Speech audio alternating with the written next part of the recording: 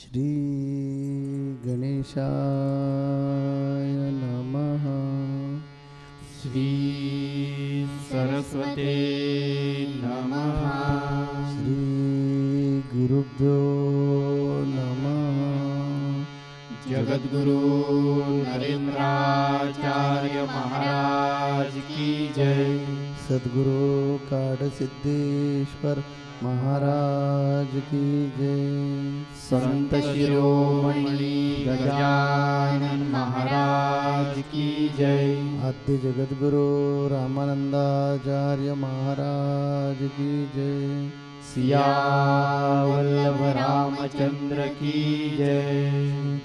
गुरुर्ब्रह्मा गुरुर्विष्णू गुरुर्देवो महेश्वरा गुरुर्साक्षात् परब्रह्म तस्मै श्री गुरवे नमः। सार्थ श्रीमद्दासबोध दशक 10वा समास 5वा पंचप्रळय निरूपण। श्रीराम ऐका प्रळयाचे लक्षण पिंडी दोन्ही प्रळये जाण। एक निद्रा एक मरण देहांत काळ। देहधारक तिनी मूर्ती निद्रा जेव्हा संपादिती। तो निद्रा प्रळय शोती ब्रह्मांडीचा जाणावा। तिनी मूर्तीस होईल अंत ब्रह्मांडास मांडेल कल्पांत। तेव्हा जाणावा नेमस्त ब्रह्मप्रळये झाला। दोन्ही पिंडी दोन्ही ब्रह्मांडी चारी प्रळय नवखंडी। पाचवा प्रळय उदंडी जाणीजे विवेकाचा। ऐसे हे पाचही प्रळये सांगितले येथान्वये।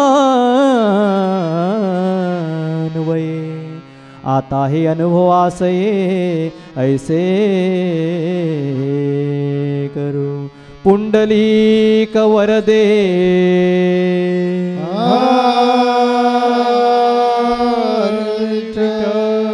श्री ज्ञानदेव तुकाराम पंढरीनाथ महाराज की जय। जगद्गुरु नरेंद्राचार्य महाराज की जय। श्री गुरुदेव। परमपूज्य जगद्गुरु श्रींच्या चरणकमली वंदन करून तसेच संत शिरोमणी गजानन महाराजाला वंदन करून विषयाला प्रारंभ करतो। आजचा दशक आहे दशक 10 समास 5। गेल्या सत्संगात आपण बीजलक्षण या विषयावर प्रवचन ऐकलेलं आहे।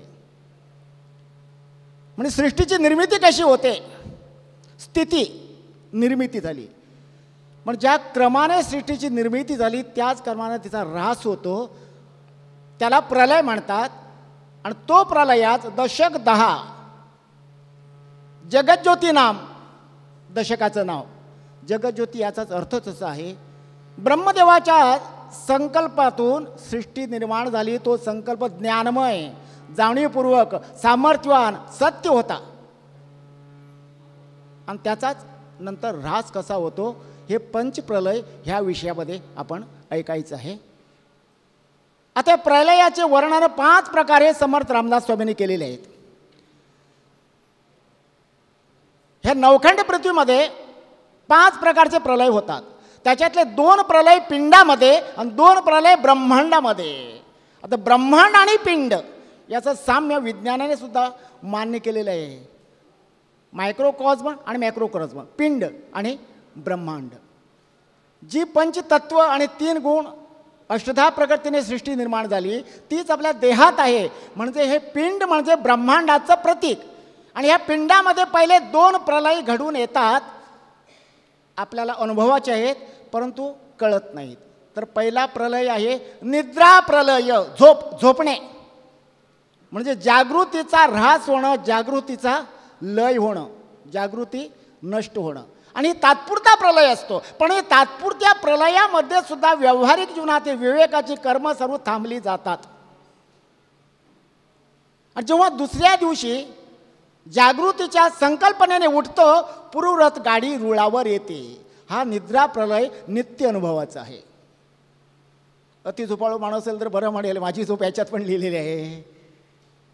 आता दुसरा प्रलय मृत्यू प्रलय. मृत्यू म्हणजे जास्ती सांगण्याची गरज नाही, मेला म्हणजे गेलाच, काहीच मागे उरत नाही, काही जाणवत नाही. पण मृत्यू प्रलय होण्यासाठी कशाची तरी गरज असते, कारणाची ना. आणि याला कारण काय? दुर्धर आजार औषधाने बरा होत नाही, किंवा आघात अपघात याने पंचप्राण शरीर सोडून निघून जातात. आणि शरीर निघून गेल्याबरोबर मनातील जाणीव सुद्धा निघून जाते. हे माणसाच्या पिंडातील देहातील 2 प्रलय झाले. आता असेच 2 प्रलय ब्रह्मांडात घडतात. आपण म्हणाल माणूस झोपतो ठीक आहे, माणूस मरतो ठीक आहे, पण ब्रह्मांड कसं झोपणार? ब्रह्मांडाचा मृत्यू कसा होणार? म्हणून ओव्यात साक्ष ठेवून तुम्हाला सांगतो, हे रामदास स्वामीचं वक्तव्य, आत्मज्ञानी पुरुषाचं वक्तव्य आहे. प्राण्याचे सूक्ष्म अंश वायाचे करी वास, कित्येक काळ जाता ब्रह्मयास जागृती घडी. तर हे देव मायेने निर्मित केलेले आहेत. आणि जे जे मायेने निर्मित केले ते शाश्वत नाही, नाशवंत आहे. हे त्रिदेव ब्रह्मा विष्णू महेश यांना सुद्धा अमरत्व नाही आहे. म्हणून जेव्हा ब्रह्मदेव झोपतो तेव्हा प्रलय, ब्रह्मदेवाची रात्र म्हणजे प्रलय आणि ब्रह्मदेवाचा दिवस म्हणजे कल्प किंवा सर्ग. स्वर्ग नाही, सर्ग किंवा कल्प.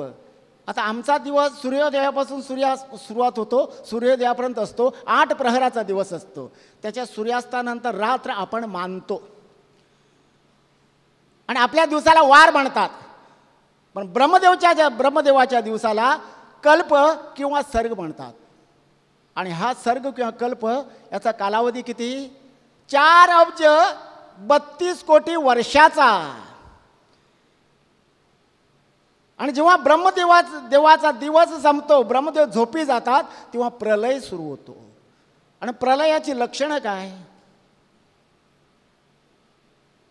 सर्व सृष्टीवरचं नियंत्रण जे असतं ते ढासळतं, संचलितपणा जातो आणि प्रत्येक जीव भूत हे वायुरूपात विलीन होतात.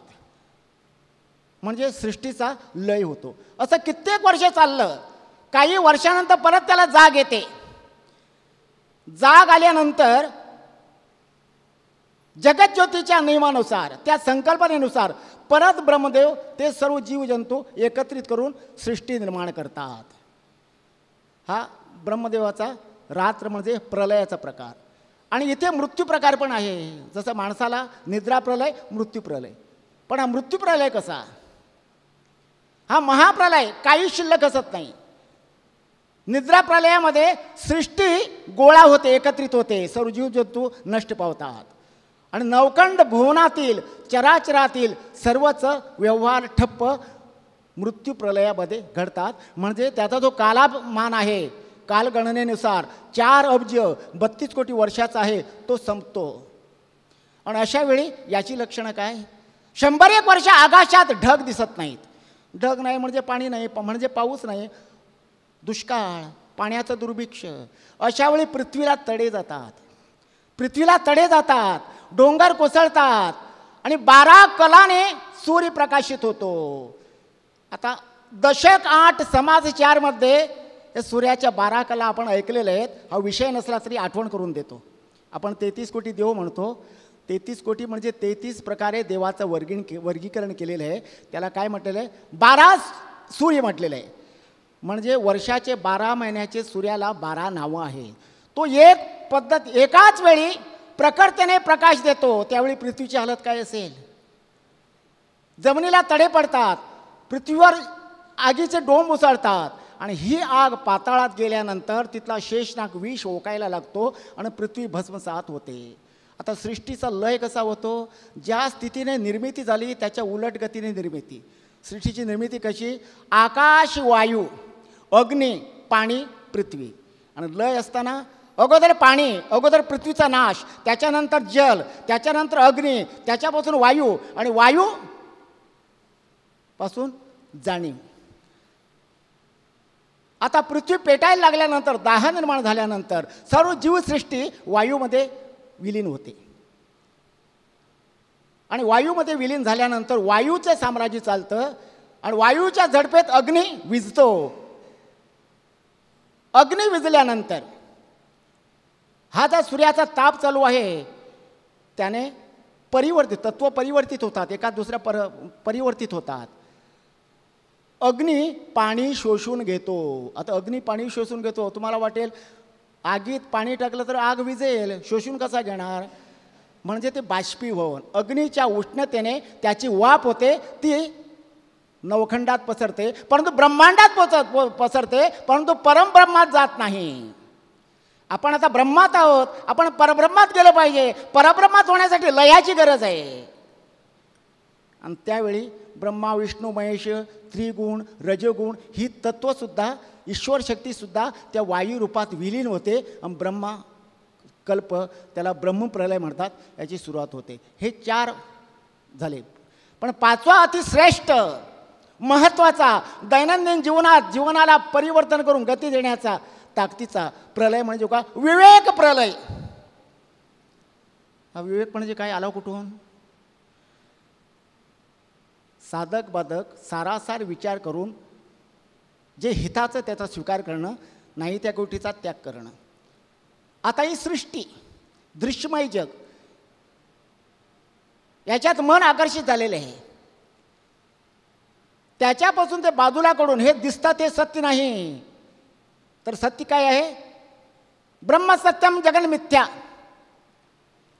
ह्या तत्वाकडे जाण्यासाठी हे विवेक प्रलयाची गरज आहे. अगोदरचे 2 प्रलय आपोआप घडलेत.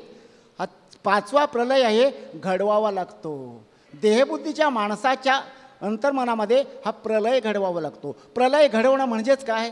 एक तत्व दुसरं तत्वाचे समरस होता होता शेवटी जाणीव, शुद्ध जाणीव तेवढी शिल्लक राहून निश्चल परब्रह्माचा ध्यास घेणं. आता आपण कानमंत्राचा जप करतो की नाही? जप करतो. शब्दाने काय सोडतो? अहम सोडतो, अहम. पण मनाने सोडत नाहीत. आज मी म्हणतो, मी ध्यान करतो, मी जप करतो, हा मीपणासुद्धा त्याच्यात असता कामा नये. तेव्हा निश्चल परब्रह्म, त्यासाठी विवेक प्रलय. पण कोणासाठी? संसारिक माणसासाठी. पण संसारिक माणसाच्या जीवनात हा प्रलय घडल्याशिवाय जीवनाचं सार्थक होणार नाही. आणि हा प्रलय केवळ सद्गुरू घडवू शकतात. आपल्याला सत्संगाला यायला सद्गुरू सांगतात का? अप्रत्यक्ष लेकीस बोले सुने लागे, या पद्धतीने विवेक प्रलय घडवावा, याला परमार्थ कळावा, परमार्थात लक्ष केंद्रित व्हावं. आणि हे करण्यासाठी याच्या संसारात सुख पाहिजे, तो सुखाच्या मागे आहे, परंतु दुःखाचं कारण मनात आहे. समजा कळशी रिकामी आहे, रिकामीच आहे का ती? नाही. अहो त्याच्यात हवा भरलेली आहे. हवा काढणार कशी? हाताने काढणार नाही. मग त्याच्यात पाणी होता, पाणी होता, हवा आपोआप जाईल. तसं ही रिकामी कळशी आहे आणि याच्यात अशी हवा आहे, स्वतःच्या हिताला, विवेकाला, दुःखाला कारणीभूत आणि सुखाला मारक अशी हवा सद्गुरू आपल्या वाणीने, बोधाने, पवित्र जल त्याच्यात भरून आपली वृत्ती परिवर्तन करून आपल्याला विवेक प्रलय साधण्याची स्थिती मनात निर्माण करतात. म्हणून आपल्याला सत्संग सांगितला. पहिली पायरी, विवेक प्रलयाची पहिली पायरी सत्संग. आणि तो सत्संग कसा? संतांच्या संगतीत सद्गुरूच्या साक्षीने. कसा? संतांच्या संगतीत सद्गुरूच्या साक्षीने. संताला जरी शरण गेलेत ना, ते संत बाबा रे सद्गुरूला शरण जा. कारण स्वबुद्धी सुखावे हा गुरुबुद्धी विशेषता. सत्संग करणं चांगलंच आहे, पुण्य लागेल, पण पुण्य काय तेच माहिती नाही, म्हणून गुरुबुद्धी विशेष लागते. म्हणून सत्संग कसा करावा? काही लक्षणं असतात, त्याचा त्याग करावा लागतो. त्याग केल्याशिवाय विवेक प्रलयाची प्रेरणा आपल्याला मिळत नाही. हे संत संघाच्या माध्यमातून आपल्याला जो विवेक आहे, ही जाणीव आहे, ती शुद्ध स्वरूपात येण्यासाठी अनेक पद्धतीचे परमार्थिक मार्गदर्शन केलं जातं. आणि मार्गदर्शन करताना हे सुद्धा लक्षात ठेवलं जातं, हा प्रापंचिक माणूस आहे, प्रापंचिक देहा गुरु नामे जागा, संसार सुखाची प्रचिती येई. संसारात सुख नाही म्हणजेच काय? दुःख आहे. दुःख आहे तिथे अविवेक आहे. आता ही लक्षणं कुठली सांगितली? त्यागुणे लक्षणे संत संगधरा. मी सत्संगाला जायचं आणि ते येतच नाहीत, ते तसेच, हे लक्षण असता कामा नये. म्हणून विवेक प्रलय घडण्यासाठी आम्हाला बाहेर कुठे जाण्याची गरज नाही. आपल्या गुरुमाऊलीने दोन भजनं सांगितली ना, सत्संग कसा करावा ते ऐकलं. आता त्यागुणे लक्षणे संत संगधरा, निष्काम प्रेमे सद्गुरुशी. परंतु लक्षणं परत सांगितलेली आहेत. कुठली? आळस चहाडी अर्वाच्य बोलणे शिष्टाचार अंगी नसेल की.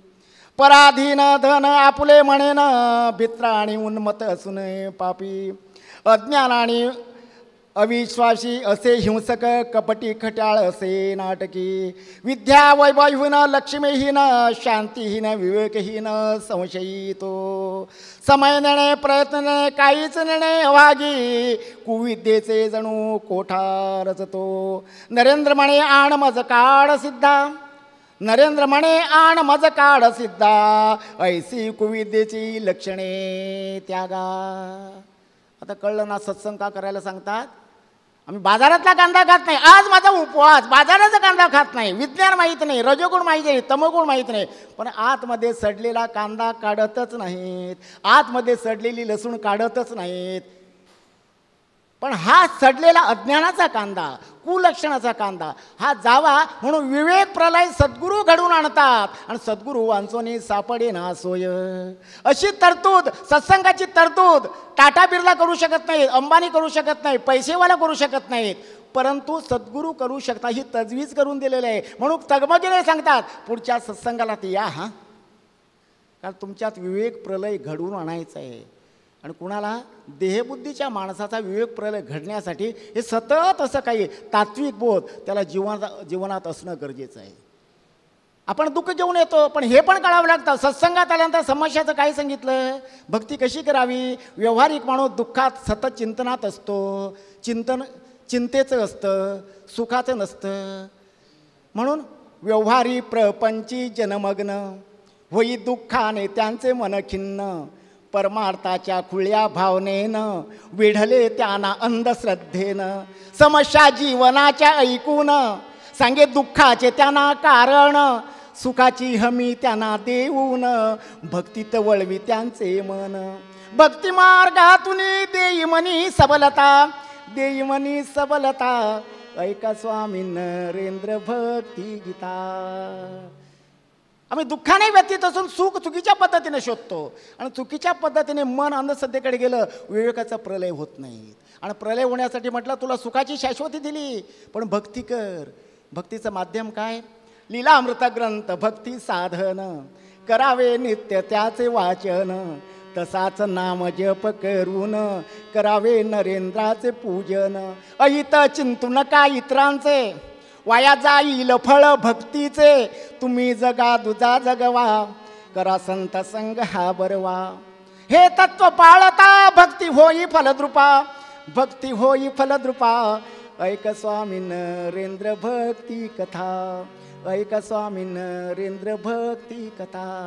हा जर विवेक साधायचा असेल, प्रलय साधायचा असेल, दुसऱ्याचं वाईट चिंतू नका आणि सत्संग करा. कारण सत्संगाच्या संगतीने, कारण मनात जो विवेक जागृत होतो, वासना निर्माण होते. मनावर वासना आरूढ झालेले, ते कशाने? वातावरणाने. त्याचं बघून मनात भावना निर्माण होते, रागद्वेष. त्याचं बघून वस्तू घ्यावीशी वाटते, त्यांच्या विचाराने. तर संतांच्या विचारात सत्संगतीत गेल्यानंतर त्या विचार प्रेरणेने मन विवेकाकडे झुकलेलं असलं तरी हे इष्ट काय अनिष्ट काय याची आपल्याला अनुभूती मिळते. म्हणून कुठल्याही प्रकारची समस्या घेऊन ये, त्याला काय सांगितलं जातं? तुला स्थैर्य देईन, तू भक्ती कर. आणि भक्ती तुम्ही करताना मला भक्ती द्या, मी तुम्हाला स्थैर्य देईन. ही हमी गुरुंना द्यावीच लागते. आणि ती जर दिली नाही तर हा व्यावहारिक माणूस, सकाम माणूस अध्यात्माकडे वळणार नाही. आताच आमच्या वज्रकांतदास महाराजांनी आपल्याला प्रबोधन करताना सांगितलं की आपल्यामध्ये असणाऱ्या ज्या वाईट गोष्टी आहेत त्यांचं प्रलय होणं आवश्यक असतं. त्याने आतापर्यंत जे सांगितलं त्यामुळे थोडंसं तुम्ही बोर झालेले आहात, कठीण थोडंसं तुम्हाला वाटलेलं आहे. जरा आणखीन सोप्या भाषेत सांगण्याचा मी प्रयत्न करतो. 5 प्रकारचे प्रलय या ठिकाणी उद्घोषित करण्यात आले किंवा वज्रकांतदास महाराज बोलले. त्यातले 4 प्रलय जे आहेत हे सहजगत्या होतात. पण शेवटचा जो प्रलय त्यांनी सांगितलेला विवेक हा जाणून बुजून करावा लागतो. आपल्यामध्ये ज्यावेळी विवेक निर्माण होतो तो बाजारातून कुठूनही आणायचा नसतो. जसं मी नेहमी सांगतो की आपल्यामध्ये संयम नावाची चीज आहे, ती बाहेरून कुठूनही आणता येत नाही, ती आपल्यामध्ये आपण डेव्हलप करायची असते. समयसूचकता ही आपण विकसित केली पाहिजे, कारण ती बाहेरून आणता येत नाही, परमेश्वराने ती दिलेली आहे. ही समयसूचकता, हा संयम, नेतृत्व करण्याचा गुण, चिकाटी, साधक बाधक विचार करण्याची क्षमता, या सगळ्या गोष्टी ज्या वेळेला विवेकाचा प्रलय होईल आणि विवेक आपल्यामध्ये उत्पन्न होईल त्यावेळी या सहजगत्या सगळ्या गोष्टी आपल्याकडून घडणार आहेत. यासाठी एक दृष्टांत देतो. आपल्याला सर्वांना ऐकून माहिती आहे, कारण पाहिलेली तर 100% नाही, मीच पाहिलेलं नाही तर तुम्ही कुठे पाहणार. शबरी एक भिल्ल कन्या, जिचं प्रभू रामचंद्रांवर प्रचंड प्रेम,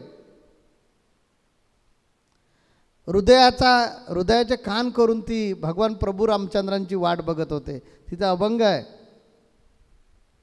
आश्रमात या कधीरी येशील रामा रघुनंदना. मी जानकी नाही म्हणाली, किंवा मी अहिल्या नाही, की ज्या अहिल्यासाठी तू आलास आणि तिचा उद्धार केलास, किंवा मी सुंदर राजकन्या जानकी नाही, तुझ्या जी सीता आहे अशी सुद्धा मी नाही. मी ही नाही, रानटी आहे, वेडी आहे, पण केवळ तुझ्या भक्तीसाठी वेडी आहे. म्हणून ती आर्त स्वराने हाक मारते, पतित पावना श्री रघुनाथा एकदाच ये जाता जाता. पाहिन पूजिन टेकीन माता, तोच स्वर्ग मज मग येईल हाता. अशी जिने आर्त हाक मारली, त्या शबरीच्या बाबतीमध्येच मी तुम्हाला सांगेन संत संघाला काय यायचं ते समजण्यासाठी शबरीचं उदाहरण पुरेसं आहे असं मला वाटतं. ही शबरी ज्यावेळी उपवर झाली, योग्य वयामध्ये आली, त्यावेळी तिचं लग्न ठरवण्यात आलं. आणि आपल्याकडे प्रथा असते की लग्न किंवा पूर्वीच्या काळी प्रथा होती, लग्न ठरल्यानंतर कुलदेवतेचं दर्शन घ्यायचं. आणि कुलदेवतेचं दर्शन घेण्यासाठी शबरी आणि तिचे कोणी नातेवाईक कुलदेवतेच्या दर्शनाला गेले. जंगलामध्ये मंदिर, दर्शनाला गेले. तिने दर्शन घेतलं आणि मंदिरातून जेव्हा बाहेर आली त्या समोर तिच्या दृश्य तिनं असं एक पाहिलं की एक ससाना कबुतरावर झडप घालतो आणि तिच्या डोळ्यात देखत त्या कबुतराला फस्त करतो. तिचं ते सेन्सिटिव्ह मन, जागरूक मन लगेच तिच्या मनावर परिणाम होतो, आघात होतो. अरे बापरे, माझ्या डोळ्यात देखत त्या कबुतराचे हाल काय झाले. मग तशाच प्रकारे या देहाचे सुद्धा अशीच वाताघात लागणार आणि तिच्या डोक्यावर परिणाम झाल्यासारखं आपल्या भाषेत परिणाम म्हणूया. आध्यात्मिक भाषेमध्ये ती दग्ध झाली, पश्चातापानं दग्ध झाली की हा सुंदर नरदेह मिळाला, पण हा देहसुद्धा असाच या काळाच्या भक्ष्यामध्ये, काळाच्या तोंडामध्ये भक्ष्य बनून जाणार आहे. आणि ती पश्चातापानं दग्ध झाली, तिला पूर्ण पश्चाताप झाला आणि तिच्यामध्ये वैराग्य आलं. ती लग्न करायला तयार नाही, ती काही गोष्ट मान्य करायला तयार नाही. म्हणून तिच्याबरोबर असणारे जे पालक होते ते पालक तिथे जवळ एक ऋषींचा आश्रम होता, माहिती कळली म्हणून तिथे घेऊन गेले. तो मातंग ऋषींचा आश्रम होता. मातंग ऋषींना ही सगळी गोष्ट सांगण्यात आली. आपल्याकडे वेळ कमी आहे म्हणून मी आता शॉर्टकटमध्ये सांगतो. त्या मातंग ऋषीनं शबरीला सांगितलं की हे बघ शबरी, हा वरवर पश्चाताप करून काही उपयोगाचा नाही. जोपर्यंत तुझ्यात विवेक निर्माण होत नाही तोपर्यंत हा वरवर पश्चातापाचा काहीही उपयोग नाही. म्हणून हा तुझ्यामध्ये जर विवेक जागरूक व्हायला पाहिजे असेल तर आपल्यामध्ये जो दोन अहम आहेत त्यातलं एका अहमचा म्हणजे एका मीचा त्याग केला पाहिजे. ज्यावेळी एका मीचा त्याग करशील तर दुसरा मी तुझ्यामध्ये जागृत होईल आणि ज्यानं तुला हा देह दिला त्याचं तुला प्रत्यक्ष दर्शन घडेल. आणि शबरीनं तेच केलं. त्याने मातंग ऋषींच्या सांगण्याप्रमाणे त्या मीचा शोध घेण्यासाठी भगवान प्रभू रामचंद्रांची भक्ती सुरू केली. कारण ज्या रामानं ज्या परमात्म्यानं हा देह दिला आहे त्याचं ध्यान कर, त्याची उपासना कर. तिने अनेक प्रश्न विचारले. मी रानटी शबरी आहे, मी वनवासी आहे, मी शूद्र आहे, माझ्याकडे कसा तो देव येणार. त्या मातंग ऋषींनी सांगितलं माझ्यावर विश्वास ठेव, मी गुरु आहे, माझ्यावर विश्वास ठेव आणि हे सगळं विश्वासानं कर. अगदी ज्यावेळी तू अंतःकरणातून अर्थ स्वरानं भगवान प्रभू रामचंद्र आळवशील त्यावेळी तो वाट बदलून येईल तुला भेटायला. आणि भक्त हो तशाच प्रकारे झालं. ज्यावेळी सीतामाईंना रावणानं पळवून घेऊन गेला त्या सीतामाईच्या शोधार्थ निघालेले भगवान प्रभू रामचंद्र तिकडे चालले, श्रीलंकेमध्ये चालले, लंकेमध्ये चालले. पण शबरीचे अर्थ हाक ऐकून त्यांनी रस्ता बदलला. नाशिकवरून ते परत शबरी धामला आले, शबरीला भेटले, तिचा उद्धार केला आणि मग पुढे ते सीतेच्या शोधार्थ निघालं. तात्पर्य की हा विवेक आपल्यामध्ये जागृत होण्यासाठी संत संघ आवश्यक आहे. गुरूंच्या शब्दावर प्रचंड विश्वास असणं आवश्यक आहे. जर आपण गुरूंचं मनापासून ऐकलं तर आपल्या जन्माचं सोयीत झाल्याशिवाय कदापि राहणार नाही. आणि म्हणून हा संत संघ, म्हणून दर आठवड्याला या संत संघात यायचं असतं. आणि संत संघामध्ये जे गुरु सांगतात वेगळ्या प्रबोधनकारांच्या माध्यमातून, काही जणांचं म्हणणं असं असतं की प्रबोधनकार कशाला बोलतात, स्वामी बोलले पाहिजे, फक्त एकटेच स्वामी बोलले पाहिजे. लक्षात घ्या, आपल्यामध्ये असंख्य नरेंद्र महाराज तयार नको व्हायला. हा संप्रदाय पुढे चालायला नको आहे. मग जर चालायला पाहिजे असेल तर तुमच्यातले असंख्य नरेंद्र महाराज आम्ही घडवू पाहतोय, मग त्यांना संधी कधी देणार. आणि ते इतकं सुंदर बोलतात त्यामुळे ते स्वामीच बोलत आहेत. स्वामी त्यांच्या पाठीमागे राहून बोलून घेतात. हे सगळ्यांनी लक्षात घ्यायचं. आणि त्यांनीसुद्धा जे सांगितलेलं असेल ते श्रवण करायचं. ते कुठे ज्यावेळी ट्रॅक सोडतात, ते ज्या चुकीचा मार्ग पकडतात, त्या गुरु या ना तर मी माईक हातामध्ये घेतो आणि मी बोलतच असतो. त्यामुळे ते जे बोलतात ते मीच बोलत असतो त्यांच्या मुखातून. हे लक्षात घ्या आणि त्याप्रमाणे आपल्यामध्ये बदल करून घ्या. आपल्या जन्माचं सोयीत झाल्याशिवाय राहणार नाही. आमचा आशीर्वाद तुमच्या कायम पाठीशी राहील. जगद्गुरु नरेंद्राचार्य महाराज की जय. सद्गुरु काळसिद्धेश्वर महाराज की जय. संत शिरोमणी गजानन महाराज की जय. आद्य जगद्गुरु रामानंदाचार्य महाराज की जय. सियावल्लभ रामचंद्र की जय.